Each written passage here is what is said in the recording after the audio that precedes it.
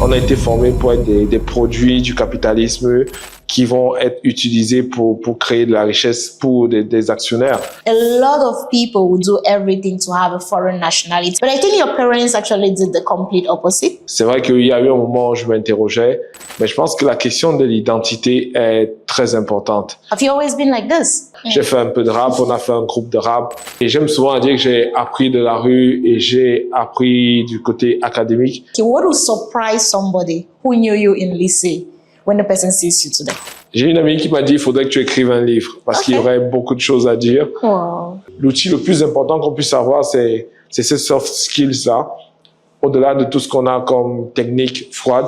It feels like we really just need the legal department when there is trouble. At the beginning, you have to think about the legal aspect. But they're expensive. Like, you guys are expensive. I'm actually talking. You guys are very expensive. Some very. On doit parce qu'il y a des risques qui détruisent complètement l'entreprise. So if I'm a young man, for instance, that just left school, maybe I studied law, right? And I'm like, okay, I've watched Monsieur Bissong's journey and I really love the progress that he has made and I want to be like him. So what will your advice be to me? You don't have to be like me.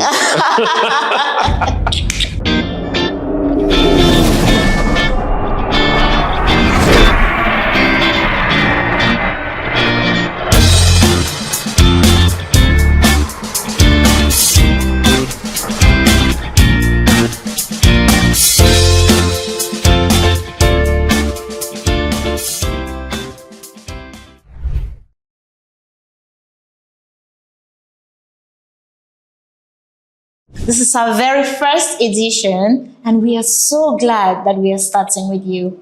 Remember, everything we do here is because you're out there, and we are so grateful to have you. And guess what? In order to begin this podcast, we decided that as host of the podcast, we will sit on the guest seat and see how it feels. And hey, feel free to rate us. As you all know, we are doing this for the very first time, and we are doing this because of you. Thank you. Mr. Bissong, how are you doing? I'm doing great. And how does it feel knowing that you're going to be the host, but right now you're actually the guest on the Sharma show? I think the guests are always welcome, and I have my coffee, I have the place, everything is fine. So, okay, I'm really very happy that you're comfortable being here, right? So today I want to know a little bit about you, because there's so many questions actually popping in my head when actually I look at you, because at least I've gotten to know you at least for a while now. But the first question that intrigued me about you, because I didn't know this about you, I just learned of recently, right? So I think in one conversation that we're having and somebody mentioned that, so they made me to understand that you're actually born in France. Okay. You were born in France, Mr. Bissong. And interestingly, I know in Cameroon and in most African countries that I've been, a lot of people will do everything to have a foreign nationality because they believe that it is associated with opportunities, right? But I think your parents actually did the complete opposite. So you were born in France, but you're a Cameroonian. Yes, right? Totally. Yeah. So tell me a little bit about what do you think about your parents' decision to kind of say, no, even though he has everything that it takes to have a foreign nationality, but we prefer that he's a Cameroonian. What do you think? Do you think they made a mistake? And how do you think actually nationalities, it's linked to maybe things like identity and to the person that you are actually? Je me sens complètement camerounais et je suis très confortable avec la décision qu'ils ont prise aujourd'hui. C'est vrai qu'il y a eu un moment où je m'interrogeais, mais je pense que la question de l'identité est très importante. Et très souvent, quand on se retrouve en train de rechercher des nationalités, on peut se mettre en conflit avec ses origines ou même avec ses valeurs. Et je pense que c'était une question d'alignement avec ces valeurs, sûrement qu'ils ont eu à l'époque. C'était une question de fierté d'être camerounais. C'était une question de nationalisme. Je me souviens, mon père m'a dit, à la faveur du changement et de l'arrivée du renouveau dans les années 82, il avait une fierté particulière de revenir au Cameroun pour venir participer à ce renouveau-là, à la construction du pays. Et je pense que ce feu-là qu'il animait, je peux le comprendre aujourd'hui. Et je trouve que même si, justement parce qu'on recherche des opportunités, on aimerait bien avoir accès à ces nationalités-là, on aimerait bien, il y a plein de gens qui vont au Canada aujourd'hui, et ils vont dire la raison c'est pour les enfants. Pourquoi ne pas construire ces opportunités-là pour nous, ici au Cameroun? Ça va être difficile, c'est dur.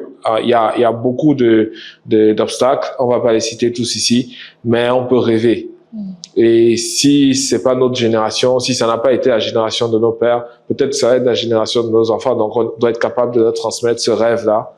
Et je me sens très confortable avec ça.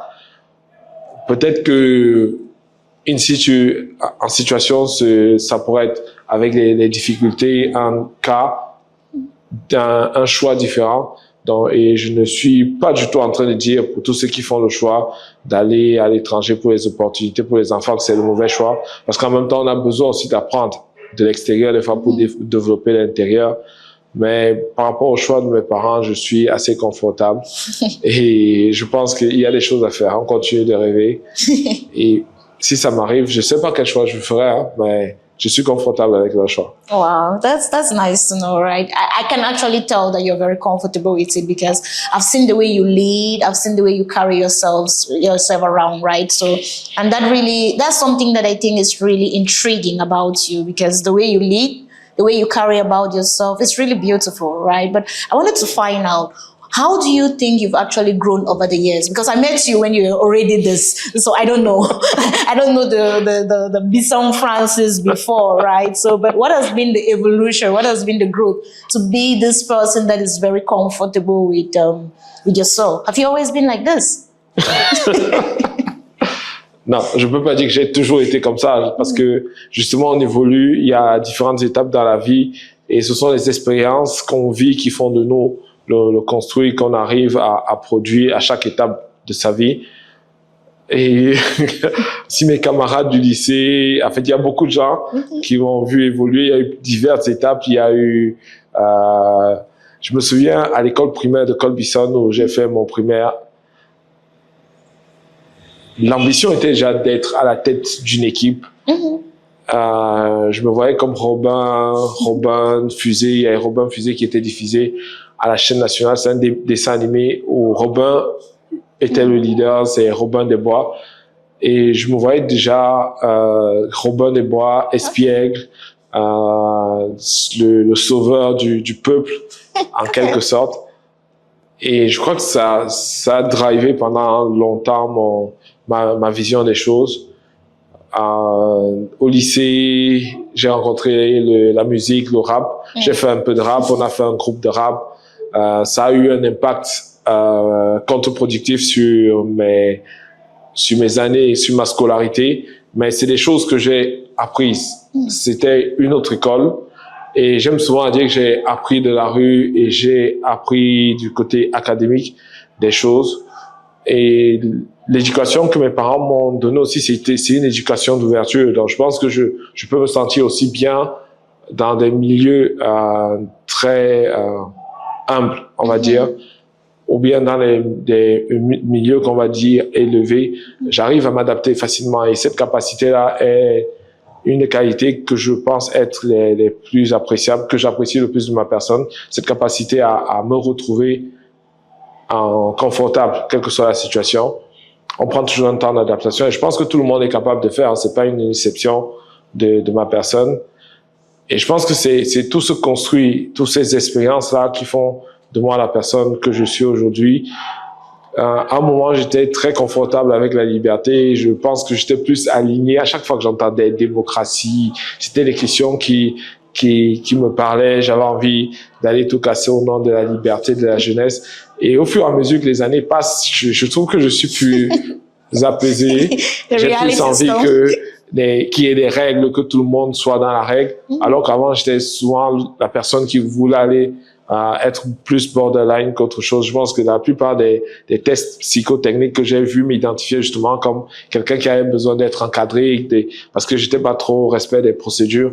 Mais je pense qu'on a besoin de ça. De plus en plus, je suis plus confortable avec ça aujourd'hui et c'est l'expérience, c'est le temps qui passe, c'est la vie. Wow. Donc, So when you were speaking, I was just imagining, because you mentioned your friends, right? Kind of like what came to mind was like, okay, what would surprise somebody who knew you in lycée when the person sees you today? Well, surprising.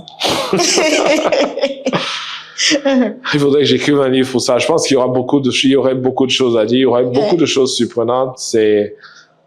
J'ai une amie qui m'a dit, il faudrait que tu écrives un livre parce qu'il y aurait beaucoup de choses à dire. Wow. Et je crois qu'il y a beaucoup de choses à dire.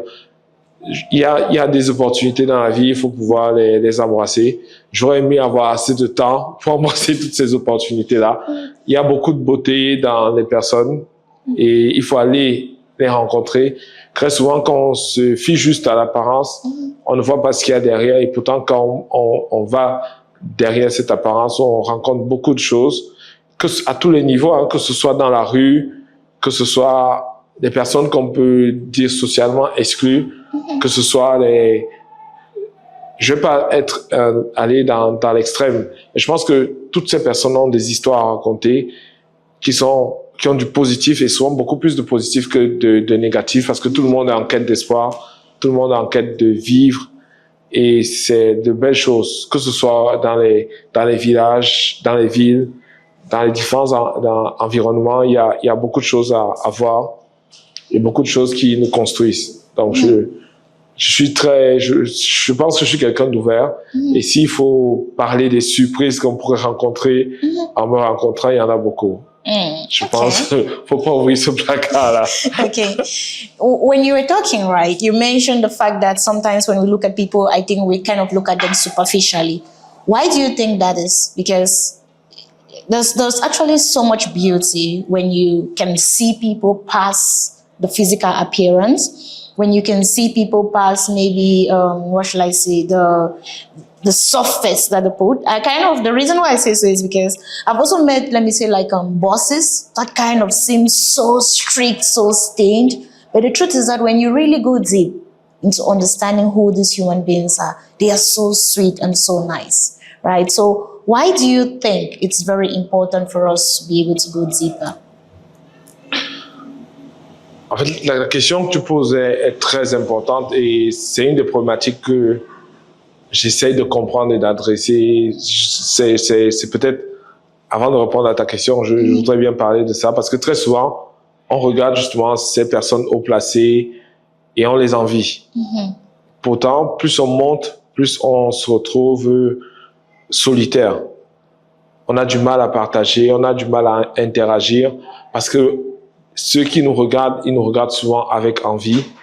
Et quand on se retrouve là, on est tout beau, tout fort, tout puissant. Et on a peur même de sa fragilité. Et pourtant, l'humain, pour moi, la beauté de l'humain est dans sa fragilité. Et ce on veut souvent faire paraître en tant que beau, c'est sa puissance. Il faut se protéger, il faut rester dans cette zone de confort-là pour pouvoir continuer à être maintenu à ce niveau-là. Et je pense qu'il y a un accompagnement. Il y a un besoin d'accompagnement, je pense, qui devrait exister. Rien que des interactions entre des personnes de ce niveau-là pour continuer de s'améliorer. C'est sûr qu'il y a des coachs exclusifs qui vont sûrement arriver à adresser parce qu'il faut avoir aussi la capacité d'aller coacher ces personnes de ce niveau-là. Mais je pense qu'elles ont besoin de se retrouver elles-mêmes, de discuter, d'interagir sans qu'il y ait ces considérations du positionnement social et autres. Elles ont besoin de redevenir des humains simples, des humains qui peuvent commettre des erreurs, qui peuvent avoir des sentiments, qui peuvent dire ces moments de solitude-là partagés. Et il y a eu la nouvelle triste qu'on a eue cette semaine avec la perte d'une grande dame de la tech au Cameroun. Et ça m'a fait repenser à ça et je me suis dit que c'est exactement la question que tu poses. Comment faire pour aller, si je me souviens bien, parce que je me suis garé sur la question que tu as posée, aller au-delà de l'apparence. Et pourquoi est-ce que cette apparence est si importante? Je pense qu'il y a l'éducation, il y a la société dans laquelle on vit, il y a les réseaux sociaux aussi qui ont amené cette apparence à un niveau tellement important qu'on a peur de refléter le côté humain, le côté fragile, le côté le côté laid, entre guillemets, de notre personne. Avec l'intelligence artificielle aujourd'hui, il est possible de rédiger que des beaux textes. Des fois, j'ouvre LinkedIn et il y a de beaux textes, et tu te dis, il manque des fautes quand même. Il manque, c'est justement quelqu'un qui aurait commis des fautes, c'est le côté humain de la chose. Et tu te dis, oui, ça c'est un humain qui a rédigé peut-être. Ça c'est, en fait, on a besoin de ça, au-delà de tout ce qui est stéréotypé, très aseptisé. On a besoin de cette humanité-là. Et souvent, pour aller la trouver, il faut aller au-delà du masque, au-delà de l'apparence. Et on se rend compte qu'il y a beaucoup de choses à voir, de belles choses. You know, when you were talking, right, that actually brings me to one of the articles that you actually wrote on LinkedIn, which I really loved, right, which was kind of like talking about the importance of soft skills. Because you have all these leaders also, maybe in companies, I think the company context, that they've learned so many things at the job site. It's kind of like, let me take someone maybe in my field. You're kind of like an accountant, and more or less everything that you know in your life is accounting, numbers, this, right? So the rich in this, they kind of now find themselves in a society that has human beings, right? It's not just about the numbers, it's not just about the computer. And now you have to relate with them. You have to build relationships with them, right? So I think that gets me to that, because I think you actually exemplify a lot of that, and you really believe in that. Yeah, that's true, right? No, I'm not saying this to flatter you. You know I won't flatter you. You know me now, I won't flatter you. I'll tell you I was there, right? Or if I don't want to tell you, I won't tell you. I won't say anything anyway. But I think you really exemplify that, right? Because I've seen the way you interact with people, and honestly, it's beautiful. Just as you said, you're able to go down to people that maybe are less opportune, and you're also able to go up the ladder and really interact with them in the first place, right? But now I really want you to talk to me about the importance of soft skills in leadership, right? Because when I saw your article, right, I was also forced to comment on it, and my point of view was really that I think the best leaders that I've seen are those that are really able to kind of like exemplify the fact that they have soft skills, right? They are those that they have killer soft skills, right? Because it's very important. Even as accountants, those that I've seen that really excel in the accounting profession are those that have soft skills, those that at the end of the day are able to relate with their team and not only use their own intelligence, right? So talk to me about the importance of soft skills in our context, especially as leaders, especially as executives in companies, especially as people who maybe want to start businesses of some sort. Alors, ma perception aujourd'hui, c'est que les entreprises, très souvent, quand on les regarde à première vue, ont pour objectif de faire du chiffre. Ils sont obligés de rapporter de l'argent aux actionnaires. Et très souvent, les travailleurs sont obsédés par des objectifs qui vont être chiffrés ou bien qui vont être smart, comme on aime dire. Il faut qu'ils puissent être, ils réussissent à les atteindre. Et très souvent, on oublie que pour pouvoir atteindre ces objectifs-là, il y a tout un contenu il faut mettre en place. Il faut donner du sens. Et je pense que c'est important de donner du sens. Et c'est le plus gros challenge du manager. C'est amener les équipes à atteindre les objectifs qui sont les siens. Les objectifs du manager sont souvent une agrégation des objectifs de chaque membre de l'équipe. Et plus on monte, c'est une agrégation des objectifs de chaque manager. Et je pense que la compréhension globale de ces objectifs-là, la compréhension de mon rôle, quelle que soit ma position dans l'entreprise, la compréhension de mon rôle, la compréhension du rôle global de l'entreprise et comment est-ce que je peux y contribuer, c'est quelque chose de super important. Et là, on va au-delà de la performance technique froide. On a des humains qui ont des valeurs qui sont les leurs, qui ne sont pas souvent similaires parce que l'éducation même qu'on a n'est pas similaire, le repas qu'on prend, l'organisation qu'on a dans la journée n'est pas similaire. Il y a des personnes qui vont se sentir mieux en matinée, d'autres mieux en soirée. Il y a des personnes qui vont être malades. Il y a des personnes qui ont des challenges personnels, des fois dans leurs relations, dans leur famille. Et ça fait que autour du sens et des valeurs auxquelles on voudrait associer chaque personne de l'entreprise, il y a tous ces éléments externes qui vont venir être des parasites dans le message qui doit être donné. Donc, et celui qui est le porteur du message, est responsable de la compréhension de ce message-là. Et à partir du moment où je veux que tu comprennes le message que j'ai à te porter pour te permettre de comprendre où est-ce qu'on doit aller, je dois tenir compte de tous les éléments parasites qui pourraient venir diluer ou bien atténuer ou des fois même rompre la discussion ou la communication entre nous pour être plus performant. C'est vrai que je dois comprendre tes challenges comme tu dois comprendre les miens. Et cette relation, telle que je l'explique, elle peut être diluée, enfin, elle peut être appliquée à différents niveaux. Ça veut dire que je suis un acteur de l'entreprise. Il y a d'autres acteurs qui ont leurs objectifs. Comment je contribue à leurs objectifs? Parce que mon objectif peut-être c'est de les amener à la performance. Et les amener à la performance, ça permet que la société arrive à la performance. Mais très souvent, il y a des murs qui vont être dressés. Chacun va vouloir atteindre son objectif parce que c'est comme ça qu'on a été éduqué à l'école. Ce sont tes notes personnelles. Tu es premier de la classe, tu es deuxième, tu es dernier. Et on ne travaille pas en communauté. Et puis on arrive en entreprise où il faut avoir un objectif commun. Mais on a des individus qui ont appris à être selfish dans l'approche. Ils sont premiers, ils sont deuxièmes. Et là, il faut aller au-delà de ma capacité personnelle, technique, à atteindre des objectifs. Parce que même si je mettais tous les ordinateurs en face de moi, j'utilisais tous les outils d'intelligence artificielle, j'aurais besoin peut-être du nettoyeur du bureau pour que l'espace soit propre le matin, pour que je travaille dans un environnement sain. J'aurais besoin de discuter un moment avec un collègue et que ce soit une interaction joyeuse qui me permet d'être encore plus performant. J'aurais besoin de personnes qui ne créent pas du stress en moi, parce que l'environnement professionnel crée beaucoup de stress et le stress crée beaucoup de problèmes à l'humain. Donc, l'idée, c'est vraiment de tenir compte de tous ces éléments-là et on se rend compte, c'est là le vrai challenge.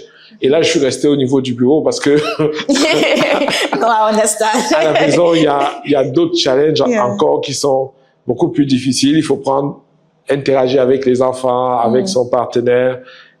Et ça fait que on se rend compte que l'outil le plus important qu'on puisse avoir, c'est ces soft skills-là. Au-delà de tout ce qu'on a comme technique froide, il faut vraiment réussir à développer ça pour atténuer un maximum tout le stress qu'on pourrait porter et réussir à s'en sortir vivant. Wow. Parce que je pense que c'est une question de vie ou de mort en définitive. Okay, I like that. So it's kind of like even staying alive, right? Yeah. So I like the way you actually put it. And now I was wondering, right? So if I'm a young man, for instance, I just left school, maybe I studied law, right? And I'm like, okay, I've watched Monsieur Bissong's journey and I really love the progress that he has made and I want to be like him. So what will your advice be to me? You don't have to be like me. I'm serious. Il n'a pas besoin d'être moi. Okay. Il a besoin d'être lui, en fait. Okay. Parce que quand on joue un rôle, on n'est pas authentique. Or, chacun a ses capacités.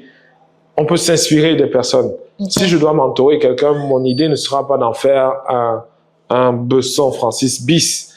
Ce serait faire un Charlie Munja une puissante Charlie Munja. Et j'aurais eu le plaisir d'être le mentor de ce puissant Charlie Munja. Parce que peut-être Charlie aurait eu la reconnaissance de dire je me suis inspiré de tel. Et c'est comme ça que la relation se crée. L'idée n'est pas de faire des clones. Et c'est pour ça que je te parlais d'humanité. On est tous spéciaux.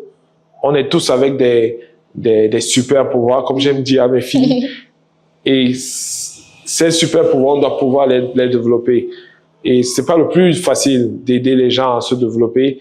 Des fois, il faut qu'ils passent par des difficultés. Des fois, il faut accepter que ces personnes aillent vers les difficultés. On a plus tendance à vouloir pouponner, accompagner, éviter que... Des fois, il faut que les gens tombent pour mieux se rendre compte des opportunités qu'ils ont ratées. Des fois, pour apprendre à marcher même, il faut qu'un enfant tombe. Et des fois, il faut le laisser tomber pour ne pas laisser que ça aille jusqu'au bout, mais lui donner l'occasion de vivre ces expériences-là, parce que ce sont les expériences qui ont fait de nous les personnes que nous sommes. Et il faudrait que elles aussi vivent toutes ces expériences pour pouvoir arriver et être ce que nous sommes. Et je pense que, comme je te disais au début, ce sont les expériences qui m'ont construit. Et de dire à un jeune, oui, tu vas être comme moi, je ne suis pas sûr de pouvoir créer le même chemin avec les mêmes expériences et ce serait con. qu'ils revivent les mêmes expériences que moi. Sinon, ça veut dire que le chemin qu'on a tracé n'a pas permis de changer le modèle, de changer les choses. Ça veut dire que c'est peut-être pas le bon chemin. Il faudrait qu'il construise un nouveau, il se construise lui-même pour pouvoir faire face à la réalité qui est la sienne et qu'il ait les bons outils pour pouvoir les adapter à la réalité qui est la sienne. Donc, je pense que l'idée ne serait pas de répliquer un Monsieur Besson. Ce serait de construire des Camerounais qui sont prêts à prendre en charge leur environnement et à construire un monde meilleur. Okay. All right, Mr. Besson, let's still stay in the legal framework, right? In the legal framework. So tell me, because I'll take my example, for instance, right? When I started working in the accounting profession, I don't remember any time that I've really ever gone to the legal department to ask for something. But for maybe when I need data, when it comes to budgeting, like, okay, what's your cost? Or maybe if I want to recruit somebody and I need a new contract, right? So I didn't really understand the importance of the legal department. To me, it just felt like, okay, if there's ever a problem here, the legal department is there to handle. So right. Until when I actually reached a certain level, that's when I could actually understand that I needed to get some advice before going. But at the beginning, no. Even when I reached a certain level, right? Until when I was really maybe at a reasonable level, I didn't really understand that, right? So, but talk to me. What is the relationship that other departments in the company should have with the legal department, right? Because it feels like we really just need the legal department when there is trouble. Is that the right mindset to have in the company? No, it's not the right mindset. Okay. I think la fonction juridique est au cœur de l'entreprise. Elle doit être à tous les niveaux. La fonction juridique est une fonction cruciale. C'est pas parce que je suis de la fonction juridique, parce que l'entreprise même, la raison d'être de l'entreprise est fondamentalement juridique. La raison d'être de la société est fondamentalement juridique. C'est les accords qu'on passe les uns avec les autres, un contrat social de société quand je parle au niveau du Cameroun et de société quand je parle au niveau de la personne morale qui est l'entreprise. Et à partir du moment où c'est un contrat, c'est des obligations, c'est qui doivent être respectées, des obligations qu'on a les uns envers les autres qui doivent être respectées, aussi bien en interne qu'avec l'environnement avec lequel on interagit. C'est des réglementations, c'est des lois, c'est des décrets qui doivent être appliqués, qui doivent être respectés par nous. Et suivant le secteur, ou quel que soit le secteur où on se trouve, il y a des règles qui doivent être appliquées vis-à-vis de nos partenaires, vis-à-vis de nos employés, vis-à-vis dans chaque activité, il y a toujours des règles à appliquer. Et ça fait qu'on a besoin d'un juriste qui soit capable de nous conforter dans la façon dont nous faisons le business. Le conflit ou le contentieux qui va exister, il en existe toujours. C'est pour ça que les juristes d'entreprise sont là. Mais l'idée n'est pas d'attendre que le conflit existe pour pouvoir le régler. C'est bien en amont commencer à régler les problèmes ou anticiper sur les problèmes. Et souvent, les juristes ont tendance à à dessiner le diable sur le mur. Et on a besoin de faire ça pour pouvoir verrouiller les contrats. Pour s'assurer que si la situation survient, qu'on ait préparé le mécanisme juridique qui nous permettrait d'en sortir. Et c'est pour ça qu'on a besoin du legal pendant la négociation, parce qu'il doit avoir une bonne compréhension du business dans sa globalité. Il doit avoir une bonne compréhension des produits qui sont mis en vente pour pouvoir anticiper sur les risques en amont et réduire au maximum la survenance des risques juridiques et des contentieux. Et il doit pouvoir être capable même de négocier, parce que dans le cadre de l'exécution d'un contrat, il peut y avoir des moments de trouble ou des moments de miscommunication avec le partenaire. On doit être capable de pouvoir régler les problèmes de façon amiable sans avoir besoin de se retrouver au contentieux et dépenser plus qu'il en faut. Et même en cas de survenance d'un contentieux qui va être plus ou moins lourd, on doit être capable de trouver la stratégie juridique pour pouvoir préserver les intérêts de l'entreprise pour laquelle on travaille. Et ça passe toujours par une bonne compréhension de l'entreprise, du business, des valeurs. On revient toujours aux valeurs de l'entreprise, parce qu'il y a des entreprises qui vont préférer aller au contentieux, d'autres qui vont se dire, OK, je préserve mon image, je suis une entreprise sociale. Si j'ai tort, j'assume que j'ai eu tort et je prends mes responsabilités.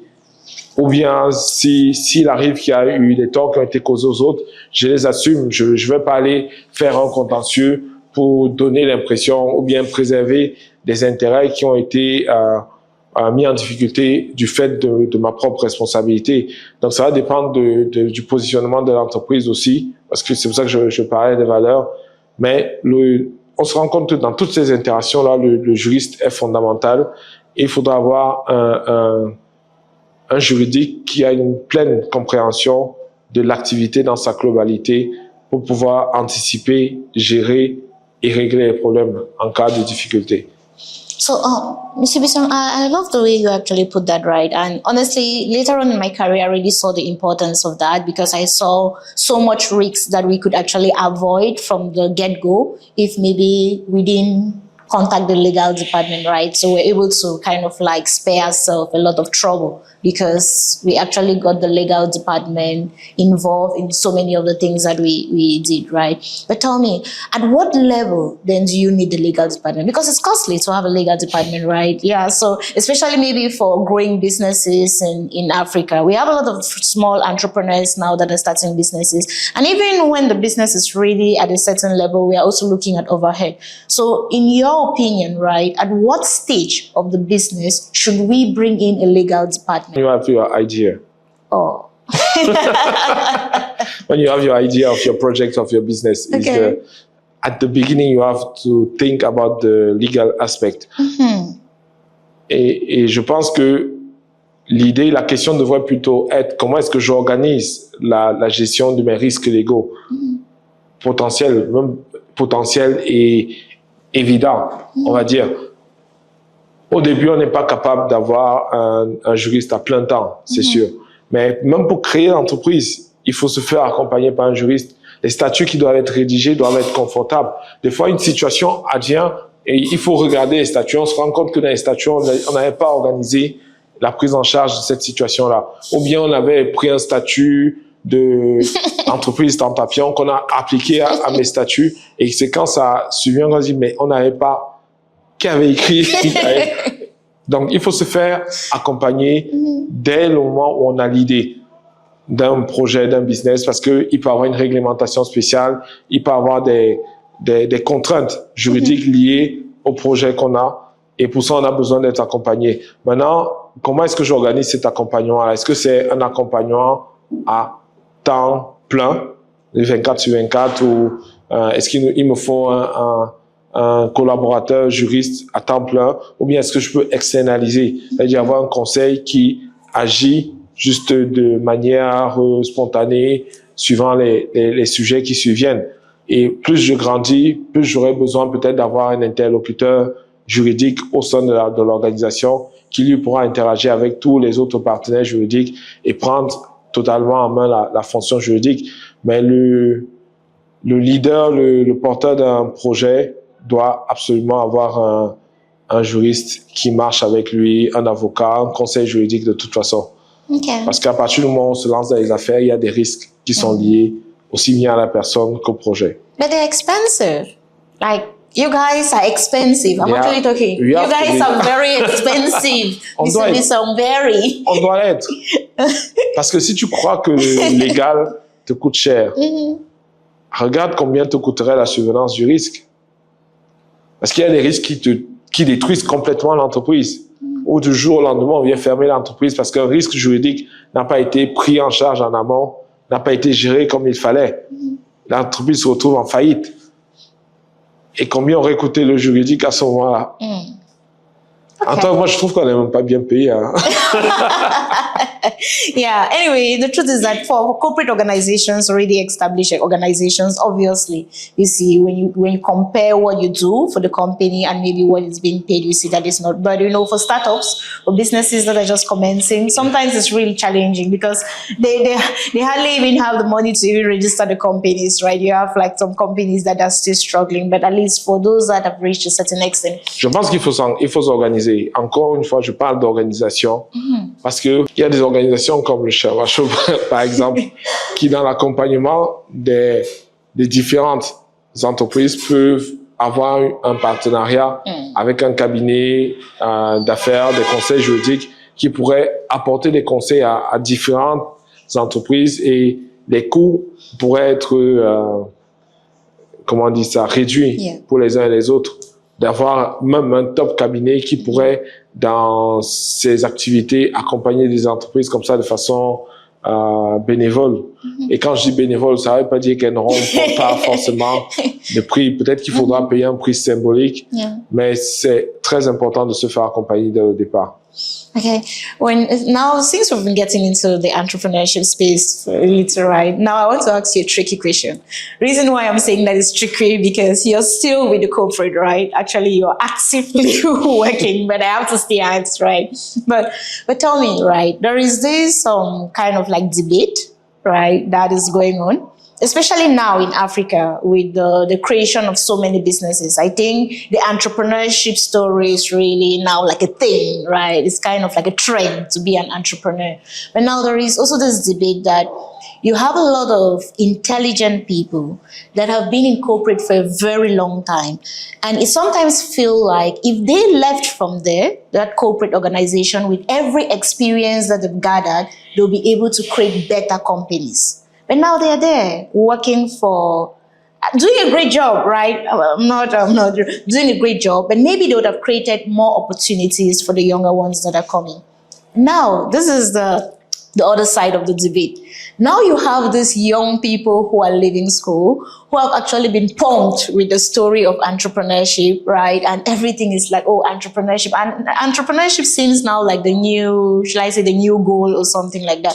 So they leave school, but with very little experience because they've never really worked under people and they want to start businesses. And maybe the chances of failure is so high. And maybe they would have reduced that even maybe by just working for somebody, right? So in your opinion, right, where is the middle ground in this situation? Given that, yeah, I know you're still working, right? But where's the middle ground, right? How can we actually find a middle ground between this? Alors, c'est une question très, très large. Je pense que pour les jeunes, et même pour nous, c'est une question d'éducation à la base. Ça, c'est mon point de vue. Je discutais justement cette semaine avec certains collègues et je disais qu'on a été formés pour être de bons employés. On a été formés pour être des produits du capitalisme qui vont être utilisés pour créer de la richesse pour des actionnaires. On n'a pas eu ce mindset d'entrepreneur dès la base. Et on se retrouve dans une carrière et on fait les 20 premières années et la retraite on commence à penser de plus en plus à la retraite et on a peur. Parce que des fois, on a atteint un niveau de revenus et des charges qui sont accompagnées, qui font qu'on se dit comment est-ce qu'on va faire pour continuer de vivre quand on n'aura plus ce revenu-là. Et cette urgence-là crée le désir d'avoir des poches ou bien des activités parallèles qui devraient pouvoir nous aider à maintenir ces revenus-là. Parce que quand on voit comment la retraite est organisée au Cameroun, on se dit ça va être difficile de pouvoir maintenir le même niveau. La voiture qu'on a, elle sera plus payée par l'entreprise. Comment est-ce qu'on s'en sort à ce moment-là? Et voilà quelqu'un qui a été formé pour être un bon employé, qui veut devenir un leader d'entreprise, un porteur de projet. C'est toute une nouvelle école qu'il doit faire. En fait, c'est un changement de mindset, c'est un changement d'alignement même avec ses propres valeurs qu'il y a à faire parce que le parcours de l'entrepreneur est totalement différent du parcours de l'employé. Et il y a les jeunes aujourd'hui, quand nous on grandissait, être homme d'affaires c'était péjoratif à la limite. Tout le monde était fonctionnaire, c'était des personnes respectables qui étaient les fonctionnaires. Et l'ambition, c'était de faire le concours l'école nationale de la magistrature, de l'administration pour rejoindre le corps des fonctionnaires. Le matricule était la sécurité ultime. Et les jeunes, aujourd'hui, on leur vend l'entrepreneurship. Et tous veulent devenir des entrepreneurs parce qu'il y a Bill Gates, il y a Elon Musk qui ont plein d'argent, ils sont des entrepreneurs, ils sont des patrons d'entreprise, des patrons d'unité. Et c'est une bonne chose pour moi. Sauf que maintenant, il faudrait qu'on mette les conditions qui permettent à ces petits entrepreneurs en herbe de s'épanouir parce que pour que ça réussisse, il faut un accompagnement, il faut un environnement qui leur permet d'y aller. Tel que c'est fait aujourd'hui, à chaque fois que j'ai l'occasion de coacher des jeunes, ils sont en guerre. L'environnement n'est pas prêt pour les accueillir. Il n'y a pas de prêt pour permettre à un jeune porteur de projet de développer réellement son projet. Alors, pour réussir à le développer, il faut de l'argent. Qui donne de l'argent? D'où vient l'argent? Les parents n'ont pas l'argent. Des fois, du coup, on va se retrouver à aller chercher un job pour pouvoir constituer le capital. Mais là, c'est un piège aussi parce que on va pas être performant complètement du côté de son boulot parce que l'idée réelle, c'est de monter son projet. On va diviser son temps en deux, on va travailler à temps partiel, on va pas être performant complètement parce qu'on est en train pour ceux qui sont à un petit niveau, des fois, ils viennent travailler pour pouvoir acheter son Bentley, pour pouvoir faire sa moto et être libre. Donc, du coup, il touche 60 000 comme gardien. Dès qu'il peut faire une tontine qui lui permet d'acheter sa moto, il a démissionné. Ça crée cette instabilité au niveau du travail. On a de moins en moins de spécialistes. Les jeunes, ils ne tiennent pas longtemps à des postes parce qu'ils ont l'ambition d'avoir plus d'argent, peut-être de constituer un capital rapidement. Et ça crée un problème. Pourtant, il faut des personnes qui vont jouer des rôles à chaque niveau. En fait, il faut valoriser toutes les personnes de la société.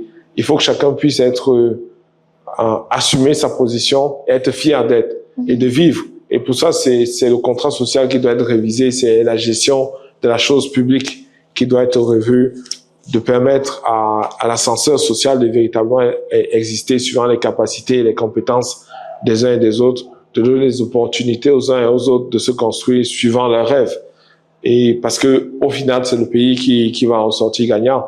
Si un jeune peut penser être médecin, il a tout le cursus qui lui permet d'arriver, de se former, d'être un médecin. Il a le plateau technique qui lui permet de travailler et d'être rémunéré suivant les prestations qu'il offre au public. Pourquoi est-ce qu'il voudrait faire autre chose que la médecine? Ou bien un enseignant. C'est un des gros problèmes aujourd'hui des jeunes qui sont des enseignants, qui se forment pour être enseignants, mais au moment d'être enseignants, ils essayent d'aller vers une autre profession parce que ce n'est pas assez rentable d'être enseignant. Yeah. À qui la faute? C'est à nous de restructurer la chose publique. Et quand je dis ça à nous, dans le cadre des élections, il faut qu'on soit plus actifs. Il faudrait peut-être se préparer à être des politiciens pour pouvoir porter des questions de ce type. Mais je pense que c'est une question qui est très large et ce serait trop simpliste de dire voilà la position middle qu'il faudra avoir. C'est une question de construction d'un environnement, d'éducation de toute une population et de respect des uns des autres. Wow. Mr. Bisson, thank you. You're welcome. It was a wonderful conversation that I had with you. I really enjoyed every time that I spent here. And you actually didn't feel like a host. You felt like a guest. So I think you did a great job. So thank you very much for having accepted to commence this. Et merci de m'avoir invité. Yeah. It was beautiful. Thank you so much, honestly. And I wish you nothing but the very best. I know that you already have all the traits of a very great person. You're a great person indeed. And I think, I just pray that you continue to shine your light on the younger ones so that we'll have so many other things to benefit from you. Thank you. It was a wonderful time spent. Thanks to you. Yeah. It was a pleasure. Hello, fellow viewers. We were really honored to be in your presence today. And we really hope you did enjoy this conversation. Thank you for everything you've been. Remember, we are here because you're there.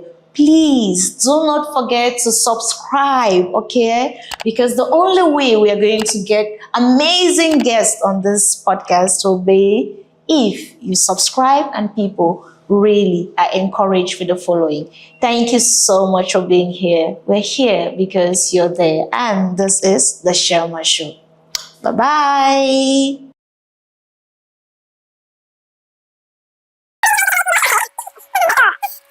What is the best advice you have received in your career or business journey? I had the opportunity to receive many advice. J'ai reçu beaucoup de conseils des personnes magnifiques que j'ai rencontrées au cours de ma carrière. Et je pense que celui que j'ai rencontré dernièrement, il m'a dit, pour briller, ta lumière n'a pas besoin d'éteindre les autres lumières. Et souvent, même pour que ta lumière soit plus brillante, il faut que les autres lumières brillent aussi. Pour qu'on puisse distinguer, cette lumière est plus, ou bien elle a une couleur différente, un ton différent. Et c'est quelque chose de magnifique à prendre en compte dans l'environnement professionnel. Parce que très souvent, on a l'impression que il faut éteindre toutes les autres lumières pour être celui qui brille. Et pourtant, si il y a le DOMAF qui a eu ce thème-là, partage la lumière. Pourtant, si tu es capable de donner de la lumière à tout le monde, vous allez briller tellement que tout le monde va en profiter et on va se souvenir que voilà celui qui a partagé la lumière pour qu'on soit aussi brillant. Donc, pour que ta lumière soit la plus belle, tu n'as pas besoin d'éteindre les autres lumières. Essaye plutôt d'allumer toutes les autres lampes autour de toi pour que vous tous, ensemble, vous puissiez briller plus haut. Which one hurts you more? The transport increase or the data financing unexpectedly? I would say transport increase. But I can say it now because I am now this kind of person. With my age, with my experience, now it will be the transport increase because I will see all the impact on me, on the family, and even all the financial impact that I will have to endorse. But if I was the Boston Francis 10 years back, I think data finishing unexpectedly will be the one. Okay. What is the biggest lesson Cameroon has told you about money and survival? Je pense que la plus grosse leçon, c'est qu'il faut respecter la pièce de 5 francs. Respect. C'est la plus petite unité qu'on a dans notre monnaie, 5 francs. Et si tu as 1 million et qu'on enlève 5 francs, tu n'auras plus 1 million.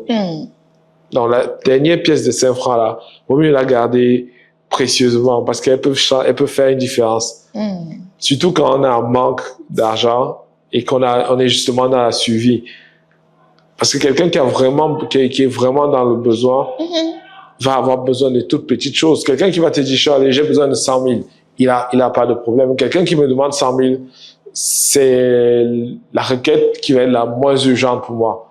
Mais si quelqu'un me demande 550, 100 francs, et que je sens que la demande est sincère, là, il est dans l'urgence. C'est quelqu'un qu'il faut aider rapidement. Il est dans la survie, comme tu as dit. Et souvent, c'est des problèmes qu'il faut adresser rapidement. Quelqu'un qui a vraiment besoin des plus petites sommes. Donc, plus la somme est modique, là, on se retrouve souvent dans les questions de suivi. Et il faut respecter la pièce de 100 francs.